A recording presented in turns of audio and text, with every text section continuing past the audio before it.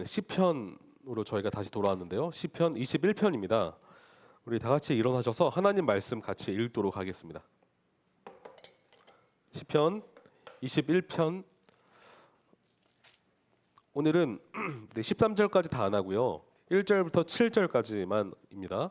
시편 21편 1절부터 7절까지입니다. 한 목소리로 합독하도록 하겠습니다. 같이 읽겠습니다. 여호와여, 왕이 주의 힘으로 말미암아 기뻐하며 주의 구원으로 말미암아 크게 즐거워하리이다.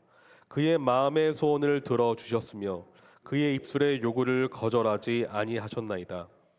주의 아름다운 복으로 그를 영접하시고 순금간을 그의 머리에 씌우셨나이다.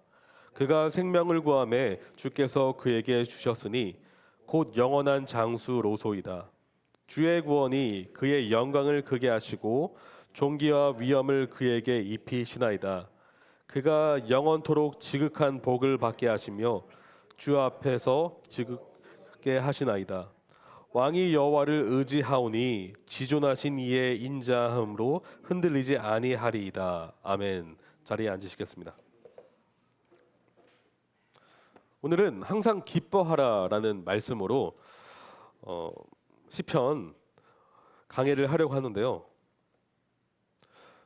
성도님들께서 말씀을 읽으시면서 느끼시는 게 있으실 거예요. 성경은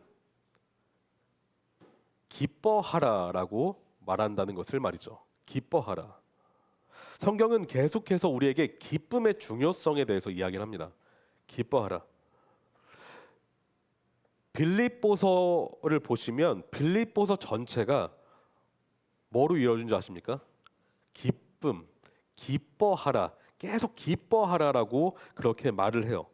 기쁨의 삶을 그렇게 강조를 하는데 데살로니가전서 5장 16절에는 항상 기뻐하라, 쉬지 말고 기도하라, 범사에 감사하라라고 말하고 있죠. 근데 항상 기뻐하라.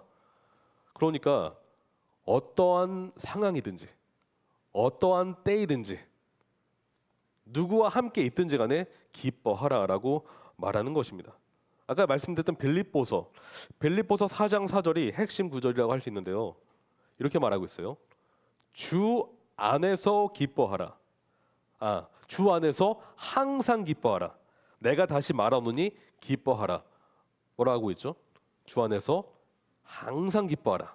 항상. 그런데 제가 여쭙고 싶습니다. 성도님 삶 속에서 기뻐할 만한 일이 많이 일어나시나요? 상황을 한번 돌아보셨으면 좋겠어요. 그리고 지금까지 살아오신 그 삶을 한번 생각해 보셨으면 좋겠어요. 기뻐할 일이 많으셨나요? 아니면 슬퍼하실 일이 더 많으셨나요? 그리고 지금 우리는 계속 삶을 살고 있습니다. 삶이라는 것 자체가 어떤 때는요, 기쁨보다 슬퍼할 일이 더 많은 것이 삶이라고 말할 수가 있겠습니다. 제가 여기 계신 우리 어르신들이 계신데 삶을 논한다는 게 좀 그렇지만 설교자로서 말씀드리고 싶어요. 삶은 고달픕니다. 삶은 고되고 힘듭니다. 우리가 일하는 거 그 일할 때 기쁜 마음으로 직장에 벌떡 일어나서 오늘 정말 기쁨으로 일해야지 라는 마음으로 가십니까? 아니면 아이고 특히 월요일 날 어떠세요? 월요일 날 죄송합니다. 제가 월요일 날 제가 쉬는 날인데 여러분들은 월요일 날 나가지 않으십니까? 일어나셨을 때 오늘 하루 쉬고 싶다 그런 마음이 들지 않으세요? 반복되는 일상, 과도한 업무, 여러 가지의 스트레스, 절로 한숨이 나올 때가 있습니다. 그런데 성경에 나온 우리 신앙 선배들을 봤을 때 어찌된 영문인지 기뻐할 수 없을 것만 같은 상황 속에서 기뻐한다는 것을 발견해요. 또 제가 아까 빌립보서 말씀드렸는데 옥중서신이라고 하죠. 빌립보서, 에베소서, 골로새서, 빌레몬서, 이 네 가지가 옥중서신이지 않습니까? 물론 가택연금, 온전한 감옥은 아니지만 자유가 박탈당한 상태였습니다. 그럼에도 불구하고 그가 지금 복음을 전하는 것 때문에 로마 황제에 의해 붙잡힌 바 된 그 상황 속에서 기뻐하라라고 말한다는 것은, 이것은 이해할 수 없는 그런 발언이라는 것이죠. 그럼에도 불구하고 기뻐하라라고 말하고 있습니다. 그런 다윗도 그렇습니다. 다윗은 물론 오늘 시편이 정확히 어떤 상황 속에서 쓰여졌는지는 정확히 알 수가 없어요. 그럼에도 불구하고 이 시편 전체가 어떤 면에서 그가 굉장히 힘든 상황 속에서, 기뻐할 수 없는 그런 상황 속에서 이런 시편들을 썼다라는 것을 우리가 계속 발견합니다. 근데 그가 기쁨을 노래한다는 것입니다. 기쁨. 근데 시편 곳곳에 사망의 터널을 지나는 순간에도 기쁨을 잃지 않으며 환희를 노래하고 있는데요. 우리가 전에 봤던 말씀인데 시편 5편을 한번 보실까요? 시편 5편. 시편 5편의 11절이 이렇게 말해요. 시편 5편 11절을 보시면 이렇게 말하고 있습니다. 제가 읽겠습니다. 그러나 주께 피하는 모든 사람은 다 기뻐하며 주의 보호로 말미암아 영원히 기뻐 외치고 주의 이름을 사랑하는 자들은 주를 즐거워하리이다. 또한 9편 보시면 9편 2절에 이렇게 말하고 있어요. 9편 2절에 내가 주를 기뻐하고 즐거워하며 지존하신 주의 이름을 찬송하리니. 14절 보시면 이렇게 말합니다. 그리하시면 내가 주의 찬송을 다 전할 것이요 딸 시온의 문에서 주의 구원을 기뻐하리이다. 13편을 보실까요? 13편 4절 5절을 보시면 이렇게 말하고 있어요. 13편 4절로 5절입니다. 두렵건대 나의 원수가 이르기를 내가 그를 이겼다 할까 하오며 내가 흔들릴 때 나의 대적들이 기뻐할까 하나이다. 나는 오직 주의 사랑을 의지하였사오니 나의 마음은 주의 구원을 기뻐하리이다. 그는 지금 굉장히 목숨마저도 지금 위태위태한 상황 속에서 기쁨을 노래하고 있어요. 기쁨을 노래하고 있습니다. 그러니까 그가 기쁨을 노래하는 그 상황은 결코 기뻐할 수 없는 상황이라는 것을 알 수가 있습니다.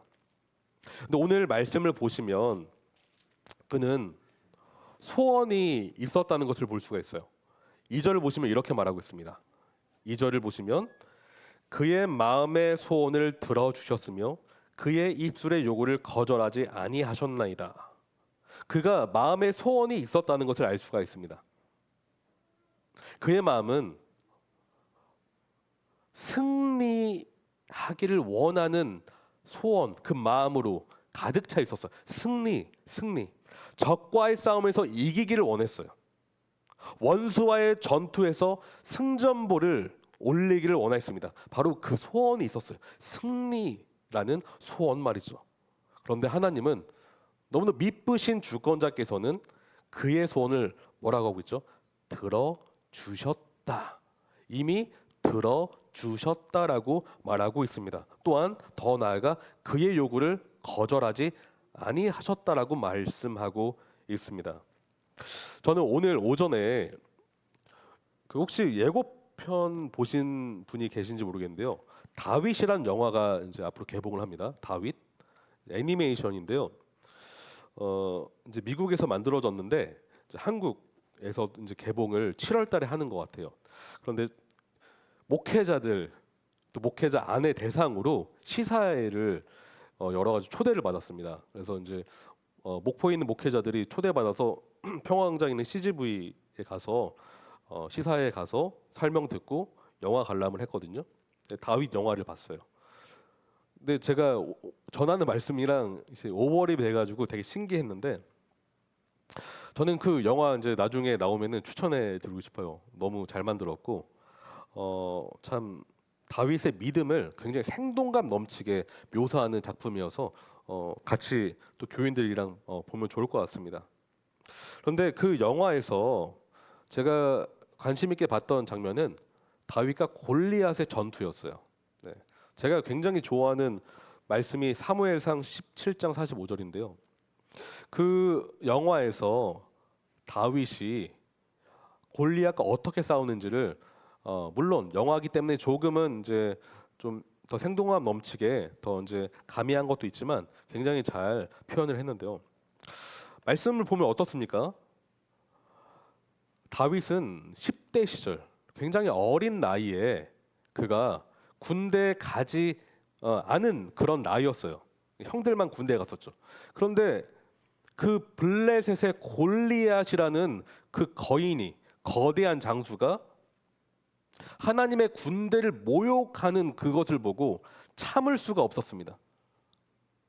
장성한 군인들은 골리앗을 볼 때 벌벌벌 떨고 나가면은 그와 맞서면 죽을 것 같아가지고 감히 앞에 나가지 못했는데 다윗은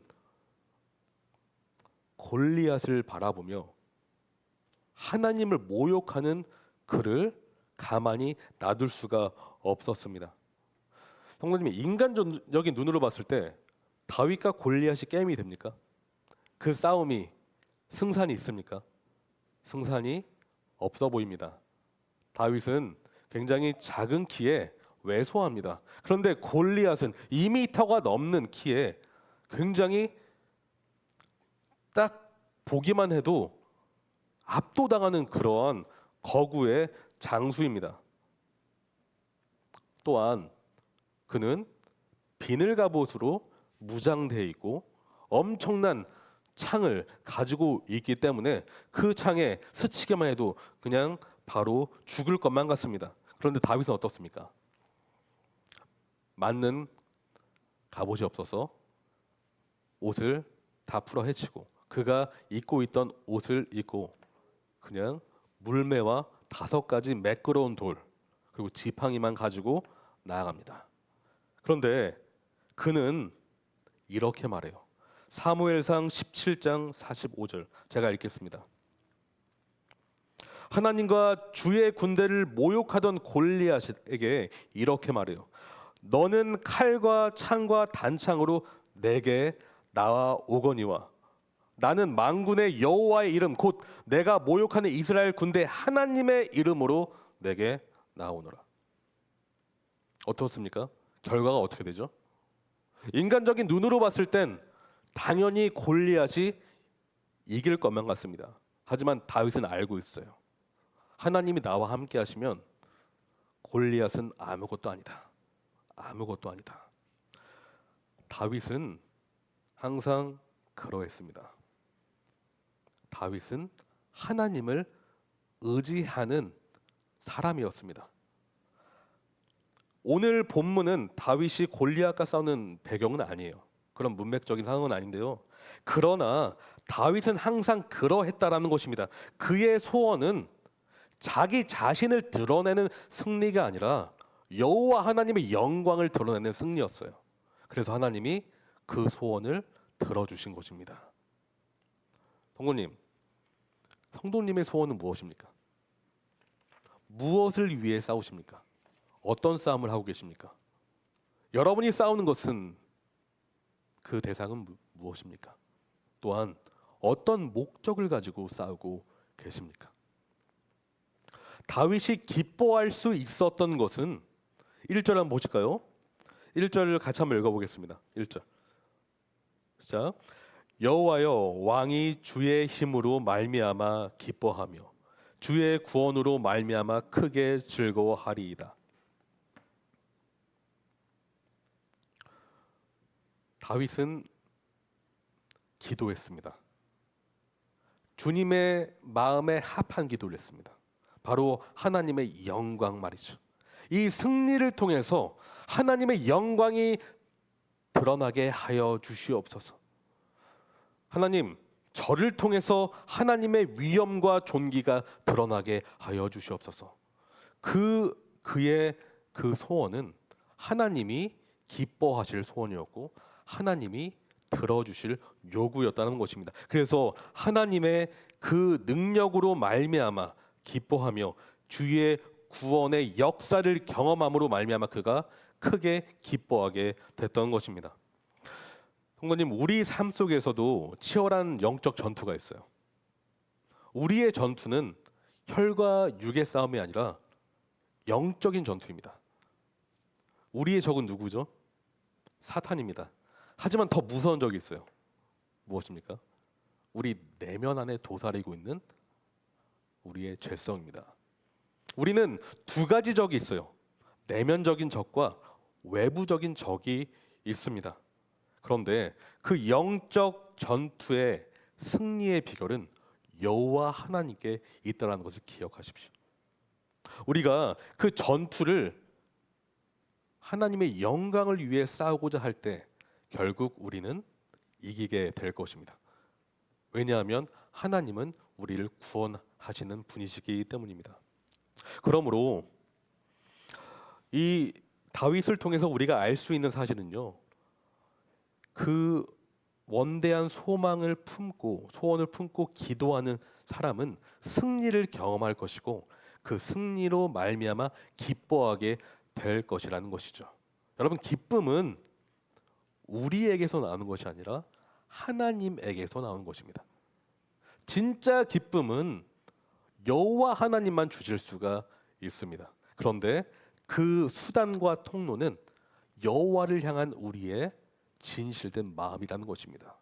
그분을 높이고자 하는 우리 마음이 수단이 될 때 하나님은 그 수단을, 그 통로를 활용하셔서 우리로 하여금 기쁨이라는 결과를 맛보게 하여 주십니다. 그러므로 여러분의 마음이 하나님의 영광을 바라는지 한번 점검해 보십시오. 여러분의 삶이 하나님의 영광을 향하고 있는지 한번 점검해 보십시오. 여러분의 삶과 인격이, 마음이 영광을 향하고 있다면 반드시 기쁨은 여러분의 것이 될 것입니다. 그런데 왜 기뻐하는지 그 이유를 구체적으로 3절에서 6절을 통해서 말을 하고 있는데요. 3절에서 6절을 통해서 왜 그가 기뻐하는지를 구체적으로 말하고 있습니다. 네 가지 제가 말씀드릴게요. 첫째는요, 임재. 둘째는 복. 셋째는 영광. 넷째는 생명인데요. 첫 번째 뭐라고요? 임재. 둘째는 복. 셋째는 영광. 네 번째는 생명입니다. 제가 한 가지 그냥 말씀드리고 싶어요. 이 히브리 문학을 보시면 키아즘 구조라는 게 나옵니다. 키아즘 구조. 좀 생소한 구조인데요. 이 키아즘 구조라는 것은 대칭 구조인데요. 앞뒤의 내용이 핵심 내용을 껍질처럼 감싸고 있는 것이 키아즘 구조예요. 그래서 이 대칭 구조가 점점 서로 맞닿으면서 궁극적으로는 중간에 있는 핵심 내용을 강조하기 위한 그런 기법입니다. 그래서 이 말씀을 보시면 3장과 6장 3절과 6절이 대칭으로 되어 있고요. 그리고 3절 B와 5절이 대칭으로 되어 있고 그 중간에 4절이 핵심 문구라고 할 수가 있어요. 그래서 3절에서 지금 뭘 말하고 있죠? 주의 아름다운 복을 말하고 있는데 6절에서 뭐라고 하고 있습니까? 그가 영원토록 지극한 복을 대칭으로 말하고 있습니다. 또한 3절 B에는 순금관을 그의 머리에 씌우셨다라고 하고 있고 5절에는 주의 구원이 그의 영광을 크게 하시고 존귀와 위엄을 그에게 입히셨다. 영광을 말하고 있고요. 그 다음에 4절에는 생명을 말하고 있습니다. 그가 바로 다윗이 하나님의 임재 가운데 복이 흘러들어오고 영광을 받으며 생명이 그에게 흘러들어올 때 기쁨이 넘친다라고 말하는 것입니다.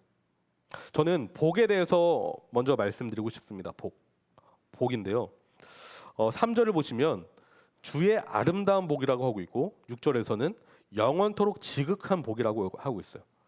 성도님, 복이라는 것은 하나님이 주시는 복은 이처럼 아름답고 영원하며 최고의 것입니다. 여기에서 6절에 지극한 복, 최상의 복이라고 말하고 있습니다. 사람이 주는 복은 그런데 그렇지 않아요. 쇠락하고 일시적이며 금방 사라집니다. 하지만 하나님이 주신 복은 아름답고 영원하며 최고의 것입니다. 그 이유는 3절에 주의 아름다운 복으로 그를 영접하신다라고 하고 있죠. 그래서 영접이라는 단어를 제가 살펴보니까요, 이런 뜻이라고 하더라고요. 미리 먼저 가서 만나다라는 의미가 이 안에 포함되어 있습니다. 이 단어 안에는요. 그러니까 전투가 끝나기 전에, 기도 응답이 되기 전에 하나님이 어떻게 하신다고요? 먼저 찾아오신다라는 것입니다. 먼저. 하나님은 먼저 찾아오시는 분이십니다.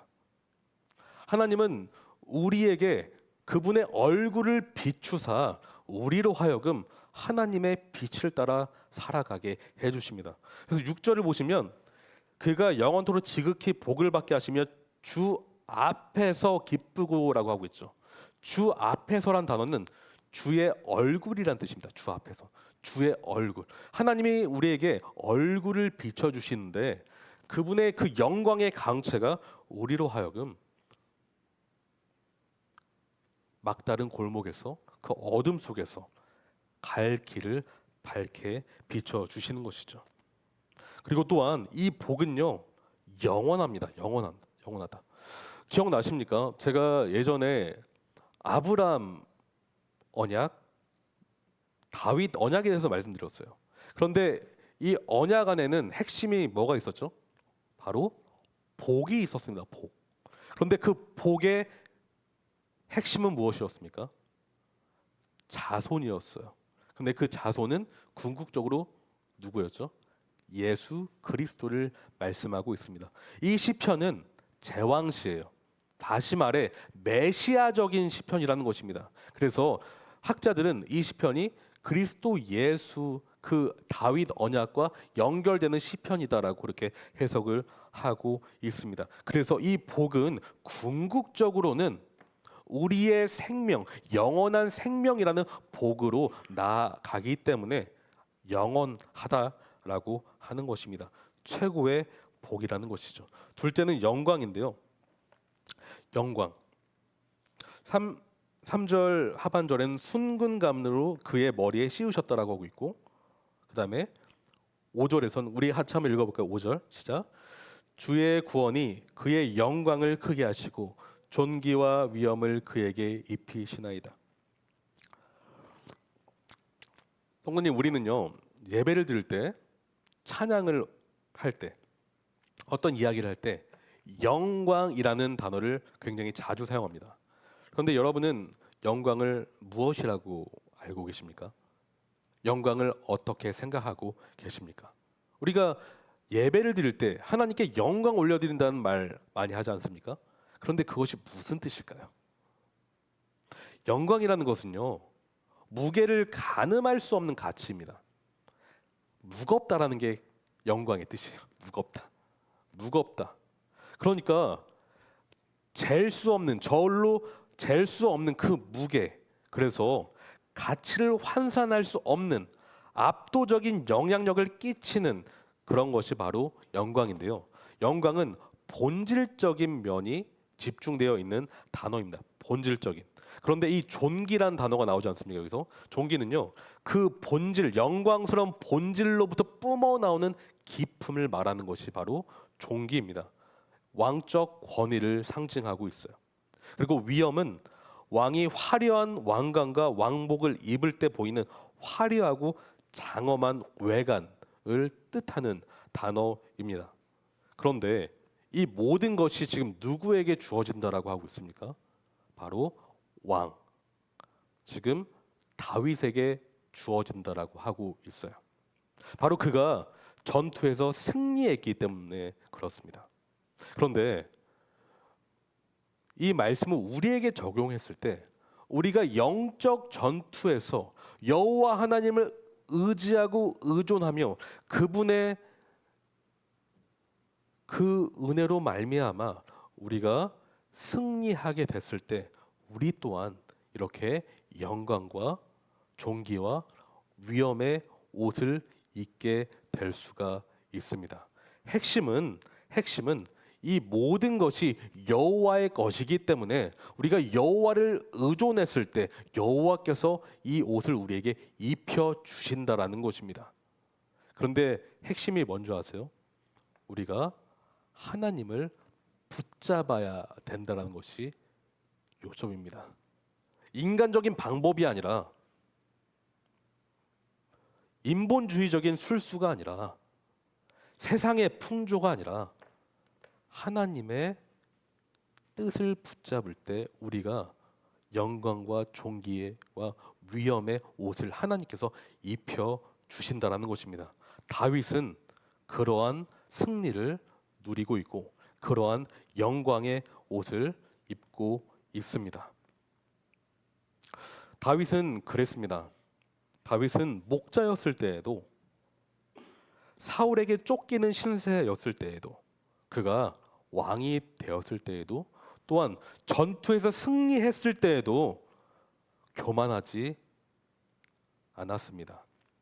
물론 한때 잠시 그런 적도 있었지만 대부분의 삶 가운데서 그는 항상 자기 위치와 자기 신분을 망각하지 않았어요. 그는 자기가 하나님이 주신 이 은혜 때문에 목동에서 왕이 될 수 있었고, 사울의 그 위협으로부터 건진받을 수 있었고, 그가 결국 승리할 수 있었다는 사실을 잊지 않습니다. 그는 겸손의 길을 택합니다. 이처럼 다윗과 같이 겸손한 사람만이 영광과 존귀와 위엄이라는 이 찬란한 옷을 입을 수 있다는 것입니다. 마찬가지입니다. 우리 또한 삶 속에서 내가 잘했기 때문에 이러한 결과가 나왔습니다가 아니라 하나님께서 은혜를 주셨기 때문에 이 일을 할 수 있었습니다. 또한 우리 교회가 지금 건물을 사지 않았습니까? 또는 엘리베이터를 짓습니다. 우리가 생각을 했었던 일이었나요? 아니죠. 그런데 우리가요, 이때 더 낮아져야 돼요.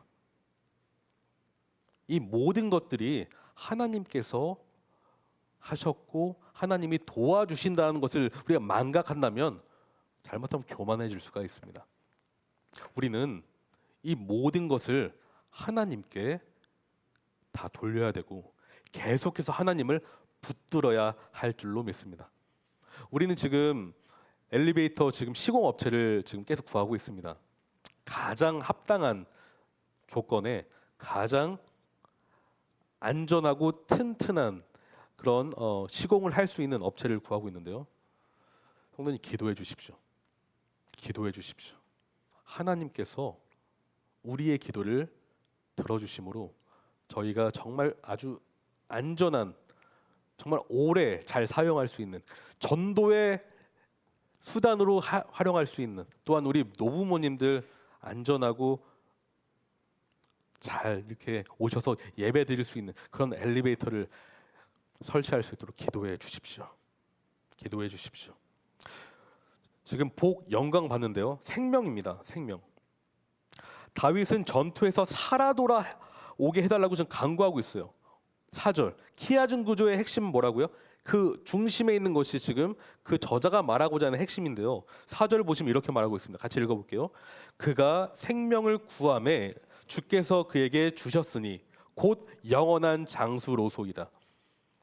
우리의 하나님은 우리가 구하는 것보다 훨씬 더 넘치는 은혜로 응답하시는 하나님이십니다. 여러분 믿으십니까? 다윗은 지금 물리적인 구원을 구하고 있는데 하나님은 영원한 생명을 주시겠다라고 하고 있어요. 하나님은 그렇습니다. 하나님 부유하십니다. 하나님은 넘치는 은혜로 우리를 만나 주십니다. 우리는 때로는 우리가 알지 못하는 것을 기도하고 기도하지 말아야 할 것을 기도하고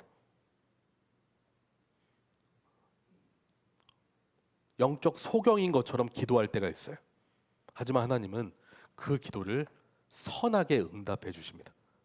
하나님은 우리가 구한 것보다 훨씬 더 은혜롭게 응답해 주시고 우리가 바랄 수 없는 이 영원한 생명으로 우리에게 선물을 주십니다. 성도님이 가지고 계신 구원을 한번 생각해 보십시오. 여러분이 구할 수 있는 선물인가요? 아닙니다. 우리가 구할 수 없는 것입니다. 우리는 하나님께 용서만 간구해야 될 존재입니다. 그런데 하나님은 우리에게 선물을 주셨어요. 영원한 생명. 우리는 하나님께 죄만 지었습니다. 우리는 하나님께 반역만 했습니다. 불순종만 했다고요. 그런데 하나님은 우리를 살려주셨습니다. 왜 그러셨어야 됐습니까? 왜 그렇게 하셨어야 됐습니까? 저는 이유를 모릅니다. 그런데 하나님이 그렇게 해주셨어요. 하나님이시기 때문에. 우리 사람은요, 우리한테 못 살게 구는 사람, 그 사람 가서 쥐어 받고 싶고 한 소리 하고 싶고 말은 못해도 마음으로는 욕할 때가 있습니다. 하나님 그렇게 하지 아니하십니다. 하나님은 우리에게 예수님을 보내주셨습니다. 이 시편은 어떤 면에서 메시아 시편이라고 말씀드렸죠. 우리는 영원한 생명을 선물로 받을 수가 없어요. 그런데 영원한 복이신 예수 그리스도를 다윗의 혈통으로 나게 하셔서 그 약속을 신실하게 지켜주셨기 때문에 우리가 용서받을 수 있었던 것입니다. 여러분은 그 하나님의 사랑을 누리고 계십니까? 다윗은 7절을 보시면 이렇게 말하고 있어요. 왕이 여호와를 의지하오니 지존하신 이의 인자함으로 흔들리지 아니하리이다. 오늘 말씀의 결론이자 적용점이자 핵심 구절이기도 한데요.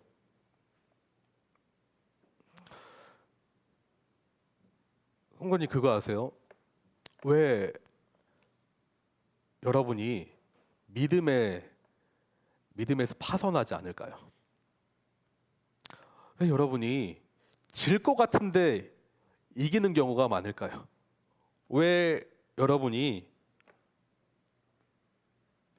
기뻐할 수 없는 중에 기뻐할까요? 왜 그런 줄 아십니까? 다윗은 우리에게 말합니다.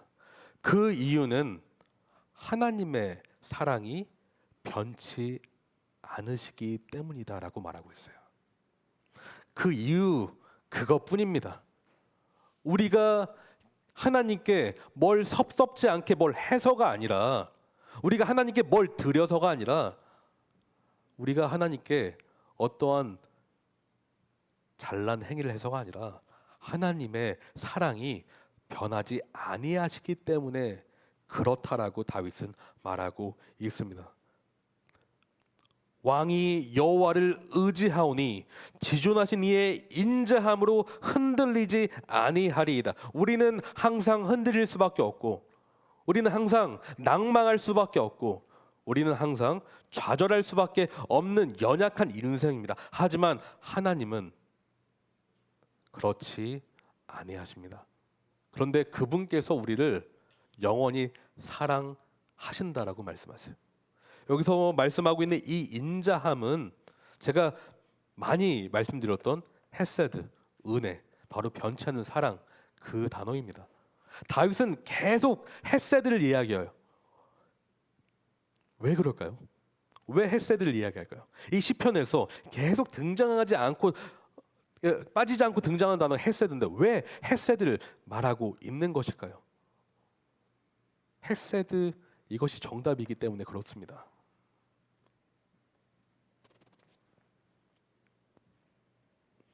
결국 우리는 하나님의 변치 않는 사랑과 마르지 않는 그 변치 않는, 쇠하지 않는, 항상 그 자리에 있는, 그리고 풍성하고 기품이 넘치고 위엄 있는 그 사랑 때문에 우리가 기뻐할 수 있는 것입니다. 성도님, 우리가 그러면 해야 할 일은 무엇일까요? 우리 무엇을 해야 될까요? 무엇을 해야 될까요? 다윗은 우리에게 말하고 있습니다. 7절에 왕이 여호와를 의지하오니. 우리는 그러므로 하나님을 의지해야 합니다. 언제요? 힘들 때만? 재정적으로 힘들 때만 그렇습니까? 관계적으로 힘들 때만 그렇습니까?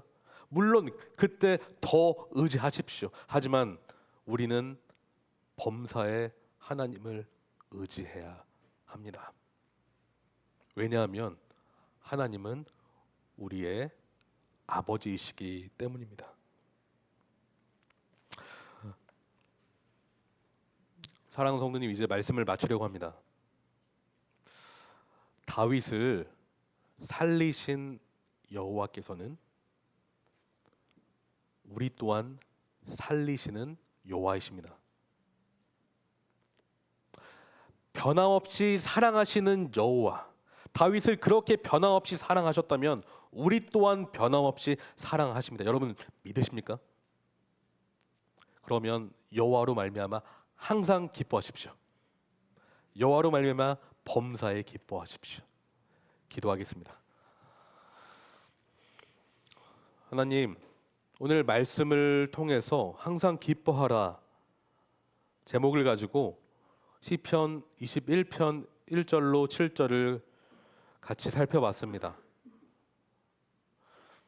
우리 삶 속에서 정말 여러 가지 일들이 일어납니다. 하나님께서 허락하신 그 일 가운데 우리가 예상하지 못했던 일들이 일어나고 정말 감당할 수 없을 것만 같은 그러한 가슴 졸이는 일들도 일어납니다. 하지만 오늘 말씀을 통해서 다시 위안을 얻습니다. 주님, 그 상황이 아니라 주님의 사랑을 바라보게 하여 주시옵소서. 주님의 그 사랑으로 말미암아 우리 마음이 항상 평안하고 그 사랑의 기초석 위에 기쁨의 건물이 자라나게 인도하여 주시옵소서. 사랑합니다. 예수님의 이름으로 기도합니다. 아멘. 아무도 예배하지 않고